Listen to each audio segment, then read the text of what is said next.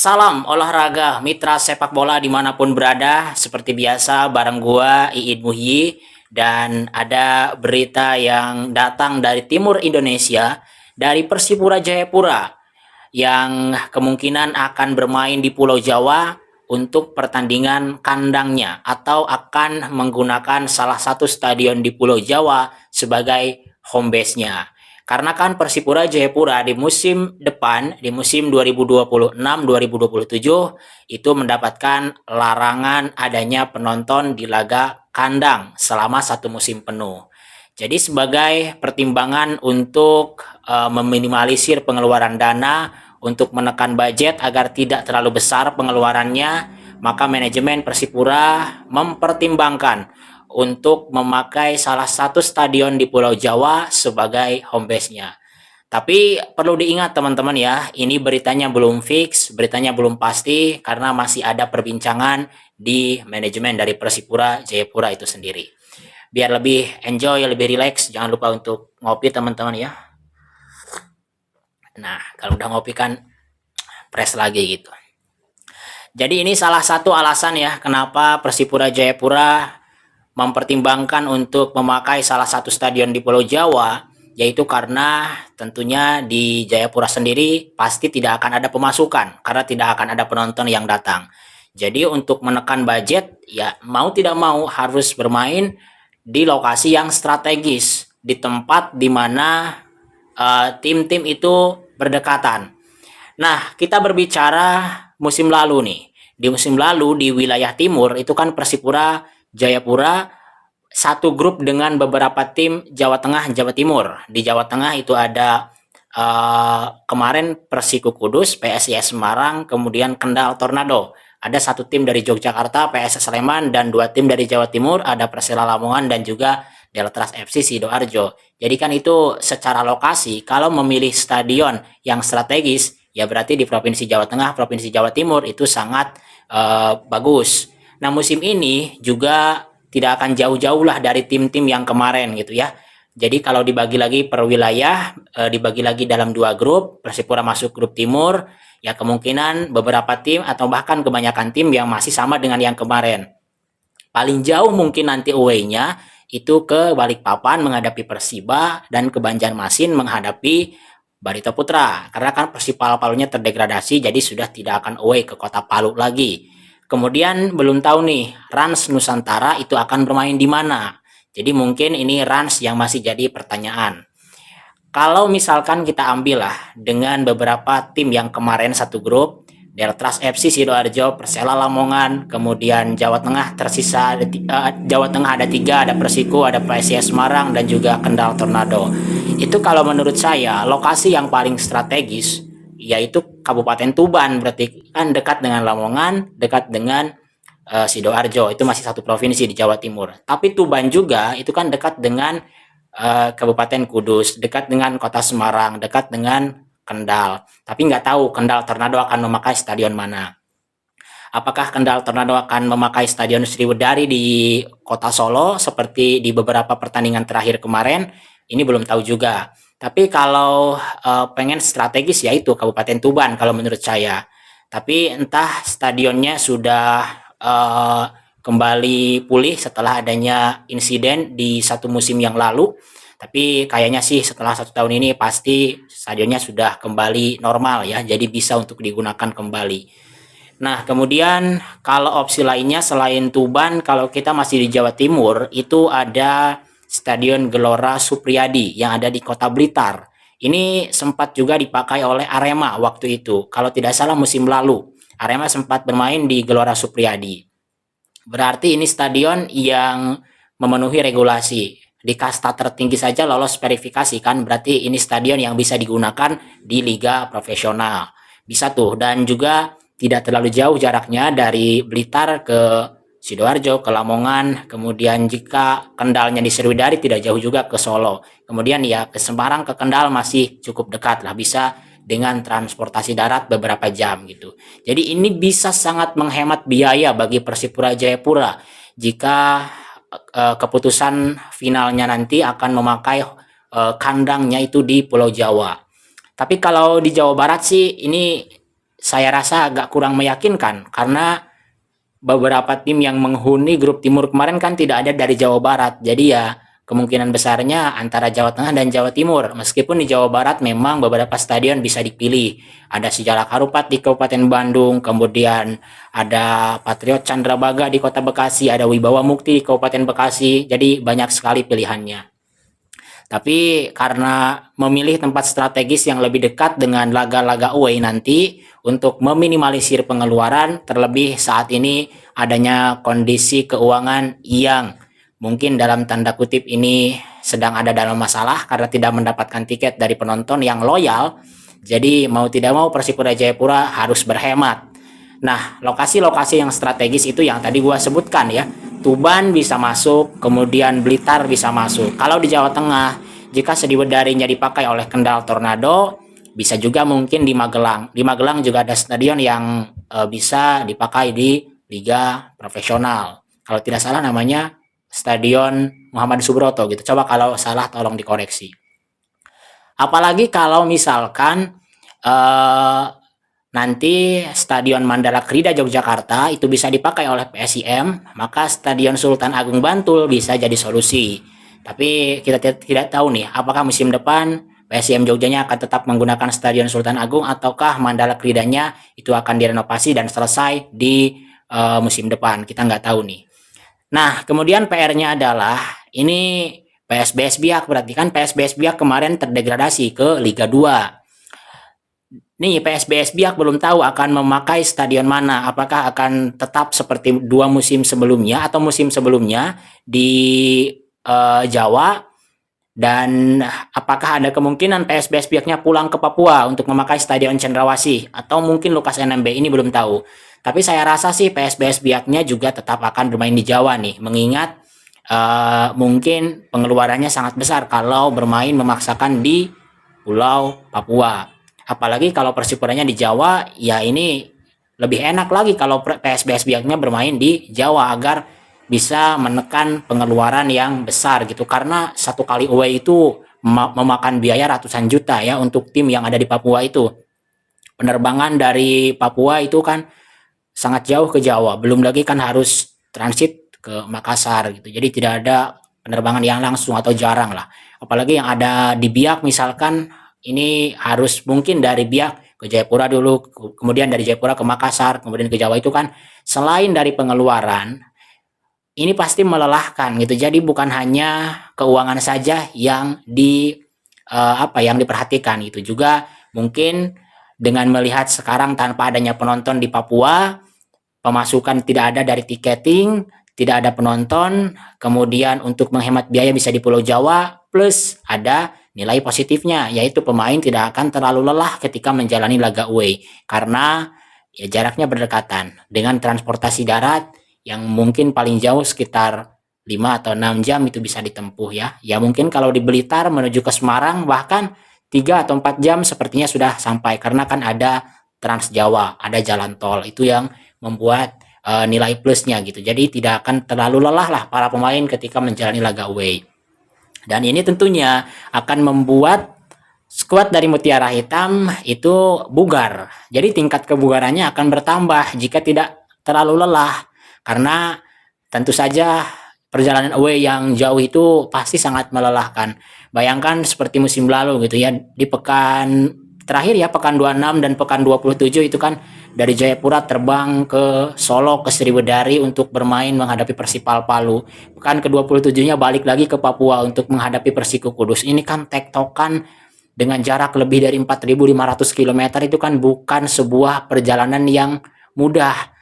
Ini pasti melelahkan. Nah, apalagi musim depan tidak ada penonton, jadi tidak ada pemasukan di Papuanya, ya bisa jadi Pulau Jawa sebagai solusi.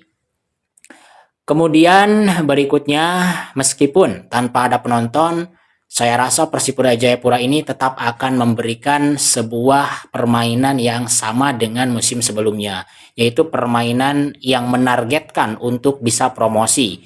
Dan juga gua rasa sih ini akan lebih-lebih dari musim kemarin.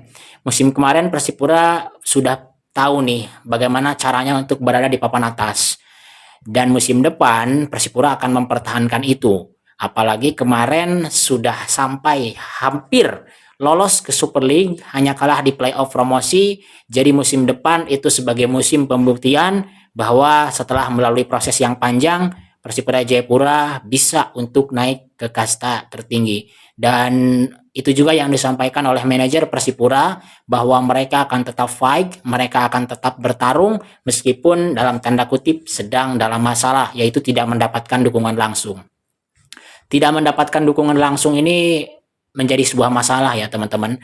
Bukan hanya masalah keuangan saja, tetapi tentu saja ini juga masalah moral gitu ya. Jadi pemain tentu saja sedikitnya akan ya mungkin kurang apa ya, kurang greget gitu mainnya karena tidak mendapatkan dukungan langsung.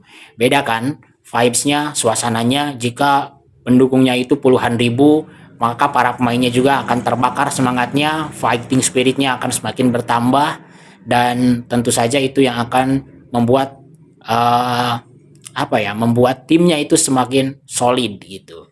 Jadi bukan hanya soal keuangan saja sebenarnya masalah dari tidak adanya penonton ini, tapi juga akan berpengaruh terhadap mental. Tapi diharapkan mental para pemain tetap bagus, apalagi kemarin sudah berpengalaman sampai ke playoff promosi, berpengalaman juga bagaimana cara untuk menjaga posisi di papan atas dengan persaingan yang lebih sengit di musim depan. Gua rasa Persipura Jayapura meskipun dalam masalah yaitu tanpa penonton, mereka akan tetap fight, mereka akan tetap bertarung, mereka akan tetap bisa untuk mempertahankan posisi di papan atas. Ngopi lagi. Oke, jadi gitu ya teman-teman untuk masalah laga kandang di Persipura. Nah ini sebenarnya sedikit apapun informasi dari Persipura Jayapura akan coba gue sampaikan ke teman-teman. Barangkali ada teman-teman yang belum tahu, dan dengan lewatnya video ini di beranda YouTube kalian itu membuat kalian jadi tahu informasinya, dan kalian tentunya akan terbantu oleh informasi ini untuk tim kesayangan kalian. Persipura Jayapura meskipun tidak mendapatkan dukungan langsung di stadion, tapi dukungan itu akan tetap mengalir dari sudut manapun, bukan hanya dari Pulau Papua tapi juga dari seluruh Indonesia. Kemarin aja itu dukungan untuk Persipura datang dari berbagai penjuru negeri, tapi sayang memang rezekinya belum datang ke Persipura.